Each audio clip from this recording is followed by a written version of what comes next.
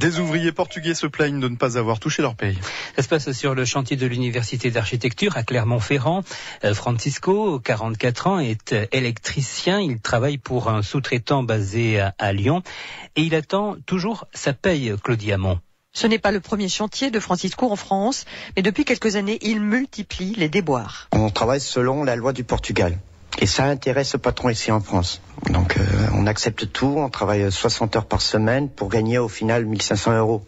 Donc on travaille comme des fous. Donc on accepte. Mais je pense que c'est le moment de s'arrêter, quoi. Vous avez un collègue qui est dans la même situation, qui a accepté de partir. Oui, il a accepté avec 100 € dans sa poche, tout simplement. 100 € dans sa poche, un billet d'avion, il est parti en Madère, comme ça, et il attend encore son salaire de juillet, quoi. Il faut montrer aux gens qu'il faut que ça change, quoi. Les déboires des salariés détachés low cost, embauchés par des sous-traitants peu scrupuleux, sont un cheval de bataille de la CGT. Sylvain Lenoc, de la CGT 63. Le problème dans cette histoire, c'est les sous-traitants qui sont multiples sur ce chantier-là.